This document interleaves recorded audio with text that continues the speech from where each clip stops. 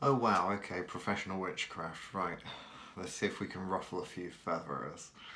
Um, so, witchcraft's a very. There are lots of people that run around these days call themselves witches. There's lots of different opinion as to what a witch is, what witchcraft is, blah de blah de blah. I do believe I actually made a video about that at some point. Um, when someone asks you what type of witch you are, or whether you're, what form of witchcraft you practice, it does happen a fair amount. Um, Generally, I would say amongst practitioners, um, there are a lot of established traditions of witchcraft. For example, the Alexandrian tradition of Wicca or the Gardnerian tradition of Wicca. Um, there's the cunning folk practices, traditional witchcraft, or old-fashioned kind of forms of witchcraft. What that person's basically wanting to know is a snapshot of what sort of witch are you, so that they can categorize you into, well, what does their practice consist of? What does it look like? And without having an in-depth conversation, about what your practice would entail, you saying, oh, I'm an Alexandrian witchcraft, I practice Alexandrian witchcraft, they would know, okay, that is a specific tradition, lineage tradition, initiated tradition of a specific Wiccan type anyway. Um, and they'll be able to kind of have a gist of what your practice might consist of. Now, when someone asks me what sort of witch I am, or the type of witchcraft that I practice, I say professional witchcraft. Um, Two reasons. One is it sounds fucking cool to say you're a professional witch, which technically I am because that's how I make a living. Um, but also, at the end of the day, I'm not initiated into a coven.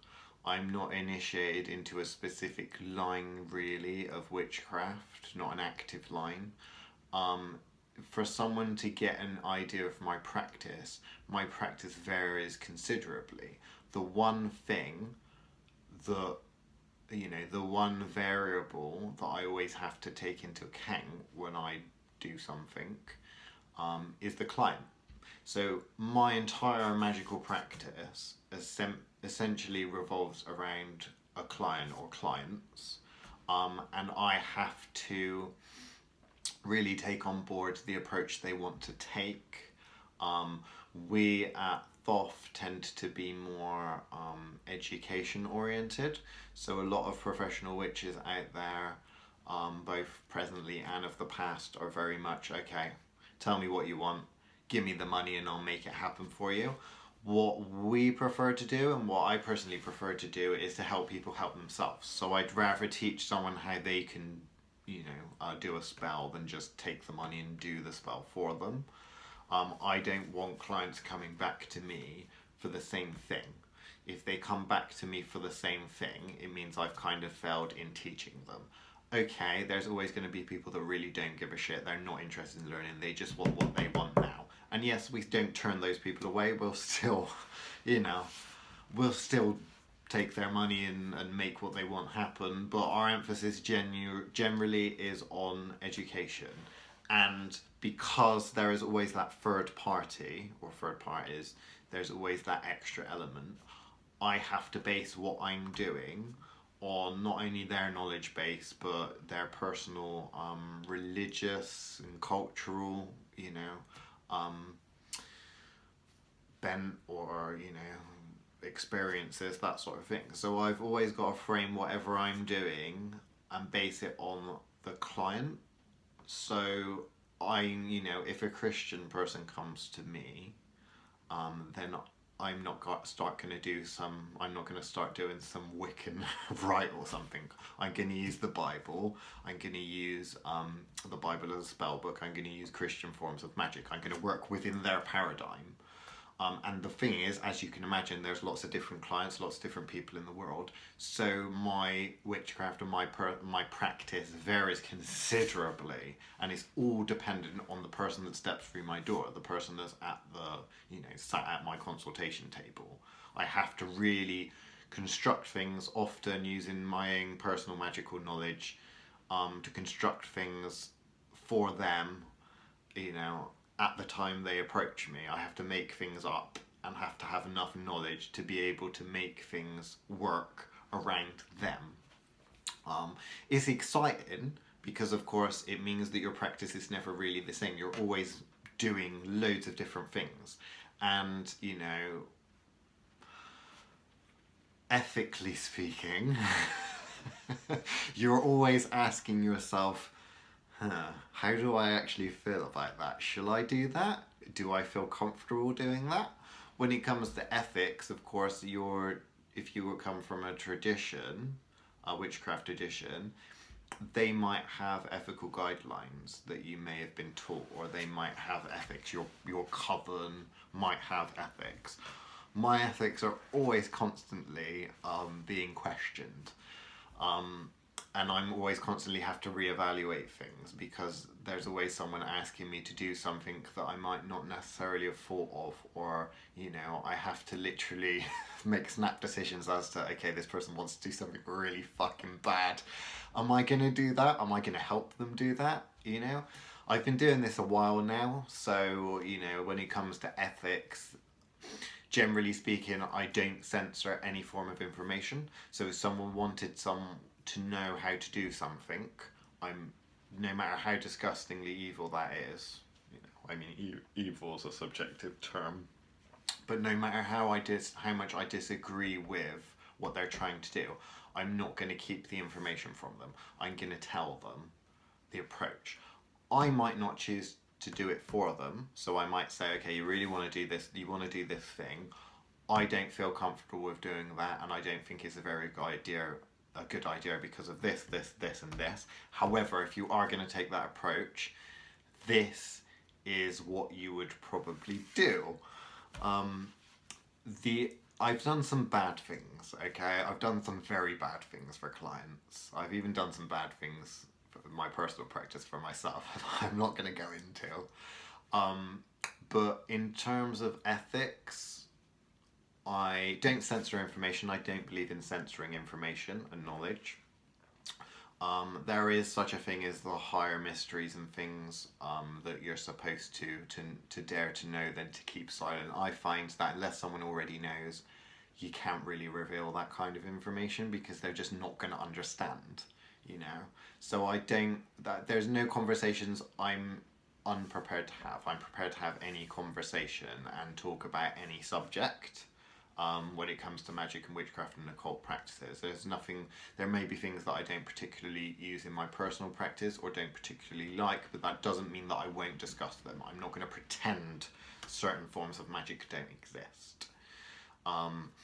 In terms of how bad it would get, I don't do anything that will prohibit a person's, how was best to phrase it? I won't do anything that stops the evolution, their personal evolution, so their spirit, soul, whatever's evolution, whatever you want to call it. I won't get in the way of that. So generally speaking, screwing someone over for one lifetime, perfectly happy to do. Affecting people in a negative way over multiple lifetimes, I won't get into that. I personally find it abhorrent. I hate it. I've come across many cases where that's been the case, where someone's interfered with the process, basically. Again, we won't go into that because that's probably a video all in its own. But I'll do some pretty nasty stuff, but I'm not going to stop you evolving as an entity, as a spirit, person, whatever, as the thing you are. I might be persuaded to put a few obstacles in your way, but I'm not going to put a stop to it. I'm not going to stop you from evolving, which does mean that I get to do an awful lot of very nasty stuff to you, and good things. And I found that when it comes to clients who, you know, they want to do something, they say they want to screw someone over, right? There are ways in which you can do that which actually help the person evolve. So evolving is a process that can be very painful. So you can set things up in a person's life, you know, obstacles, problems, what have you, that will actually, in the grander scheme of things, help the target. Um, so not only are you satisfying the client by screwing over a specific target, but you're also helping the target in the long run. Morally speaking, uh, again, everyone has different ethics and moral standards. That is my personal practice. Obviously, I don't speak for anyone other than myself.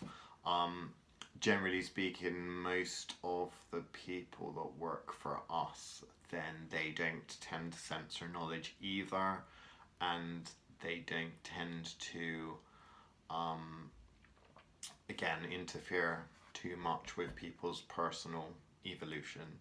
So their soul's evolution, or whatever. I don't really like using that term, but it's the best term that I can think that the majority of people would kind of understand a bit.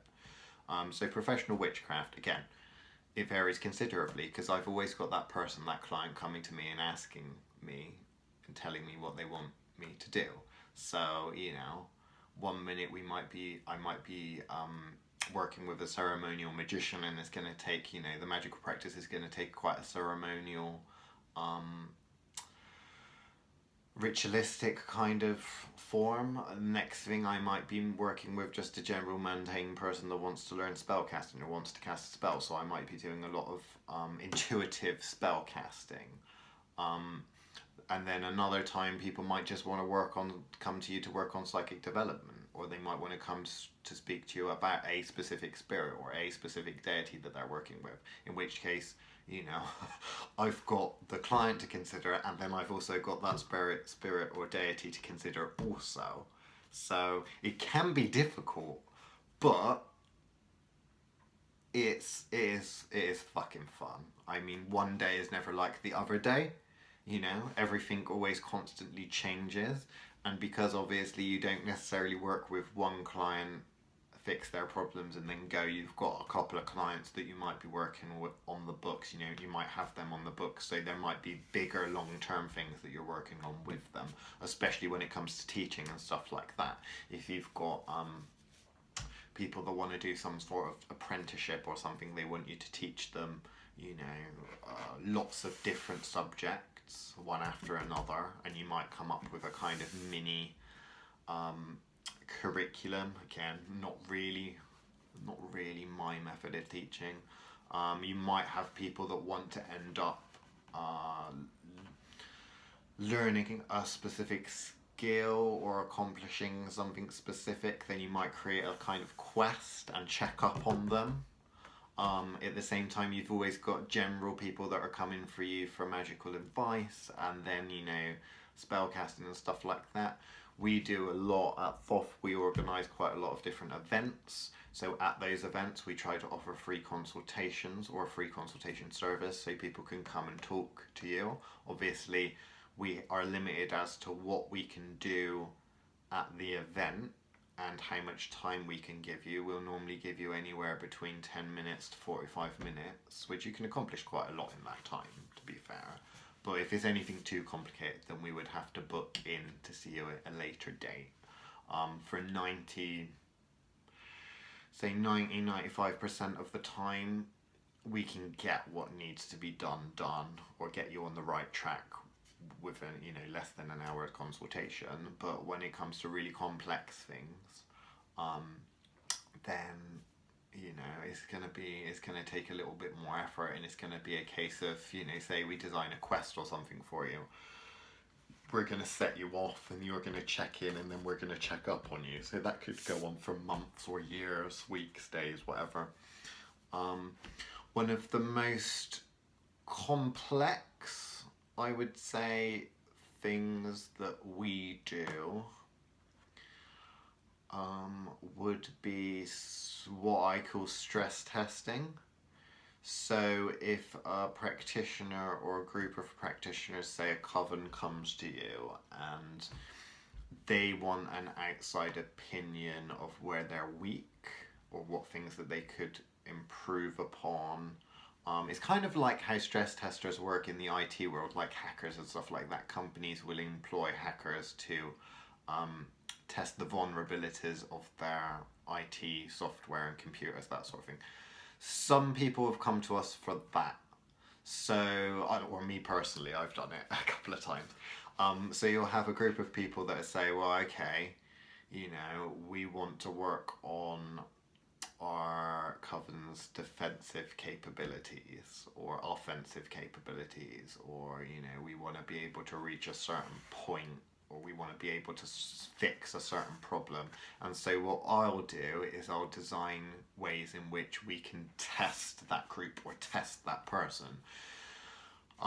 It gets complicated because, of course, although we won't tell them exactly necessarily what we're going to do, we have to form and write a contract to say what's allowed, what's not allowed, what it is they want to be tested on. So I'm not necessarily going to tell them the approach I'm going to take, but they're going to say this is what we want to focus on, and then I have to design a way of basically testing them, the person, or them as a group. It's very interesting, and for a professional witch, or for even any witch, to be asked to kind of in a sense, I suppose it depends on your personality. I personally love it, but basically interfere with, fuck about with a group or an individual's practices and just throw different things at them to see how they deal with it. Of course, I have a physical team of people that I work with, and then I have a more etheric spiritual team of, well, they're not people. So in terms of how that would work, of course, structuring something that tests a group or an individual is quite fun. Probably from my personal experience, the most difficult thing, ethically speaking, that I find myself having to do is helping people break oaths and contracts, which again is an area that's quite complicated. I think we're going on more intermediate, even maybe advanced witchcraft, but imagine you've agreed to something and you didn't really know what you were agreeing to, and there's certain repercussions now. Yes, I have helped people break that, so break the contract that holds them or binds them. If someone's capable of doing it for themselves, I won't do it. I may offer them advice on how they would go about doing it, but I don't personally do it. The rare instances that I do get involved with breaking bindings, contracts and stuff like that, normally is when something isn't quite playing by the ball. If something's being a cunt, basically. I don't know if I'm allowed to say that on YouTube, actually. I might have to bleep that out. Anyway, someone's being or someone or something or a group of people or a group of things are being absolute fucking cunts, and it's affecting the client over normally several lifetimes, and they're not at the stage where they can break out of it. So this can be many things. It can be we've had people initiate into things in previous lifetimes, which, certain things, spirits, whatever, still, it's their opinion that that person is still oath-bound to them, or in a sense still belongs to them, and the client may be unaware, or they're aware of the consequences and what the fuck's going on, but they're unaware of how to get out of that, or that might be exactly what's going on.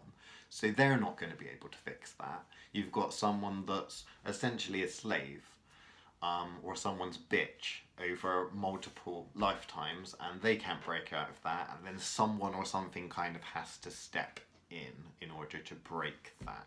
So that might be one of the more complicated things. You also have people that have done something really stupid, and you really have to ask yourself, do I fix this for this person? They've done something really rude stupid, whatever, and now they're, you know, reaping the consequences of doing that. Do I just sit back and let it happen? Do I fix it for them? What? So you're always asking yourself those sorts of things.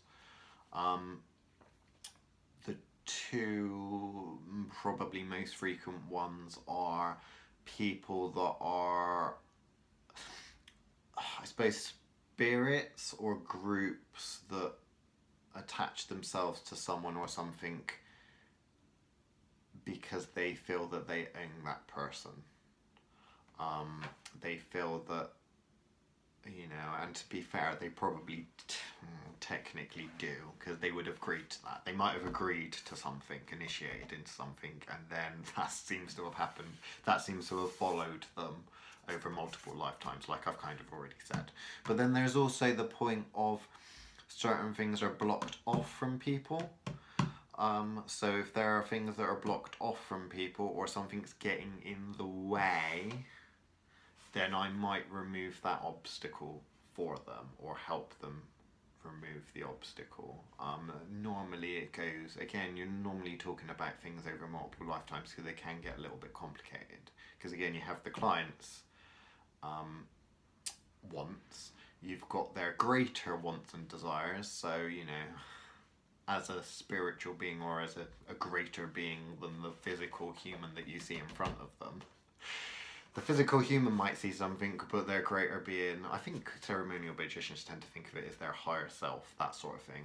Their greater self might want something different, and might have helped to get them into that situation to learn from that. And then you've got spirits, and, you know, it can be a real head fuck at times, because of course you've got what you feel obliged to do, what the client's asking you to do, or the service that they're paying for, what's best for the client from your perspective, what's best for the client from advisors, people that are advising, or things that are advising you on the approaches to take, your team, whatever, their approach. And then you've got the spirit or spirits or deities or whatever entities that are involved as well. So I say it's complicated, not necessarily always from a magical perspective of getting it done, but making the decisions of what you're going to do can be difficult.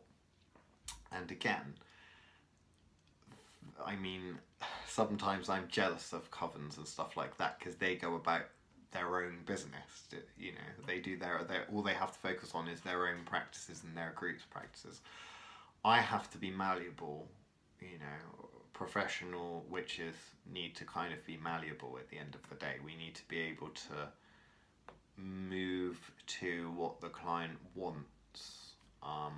So it's very interesting. It makes for a very interesting life, and you learn a hell of a lot from it, because again, not only are you doing loads of different things, but in a way you're going into things which you don't necessarily have an interest in either. So, you know, if a client says, you know, I want to learn about the properties of a specific herb or plant, you know, that sort of thing, I was like, well, I'm not really interested in that, but I'll do my best to help you form a bond, a relationship, and learn about this plant, whatever. Or again, spirits, like someone will say, well, I really want to work with this spirit or deity, or more often than not, a spirit has told the client to come to me. That's happened a couple of times, where they said, you need to go and see this person or these people, and then they hunt me down, or us down as a company. I'm talking Thoth as a company, brand, whatever. And they'll say, well, I've been told to come and see you. And you're kind of like, well, I don't know what told you to come and see me. I don't work with that. Clearly, it knows something we both don't, but, you know. Anyway, so that is professional witchcraft. I might try and, in the future, do a couple of videos on specific, maybe client stories, that sort of thing. Ethically speaking, I don't talk about or give away client secrets, so, you know, if it's within the bounds of the witch client confidentiality agreement, I don't talk about or name people. Some of the more basic things, what I do tend to talk about is I will say something like, oh, well, I know this person that had this problem and we did this, for example. So I won't name people. If it's something, and again, that might be a complicated thing, you'll either understand this or you won't.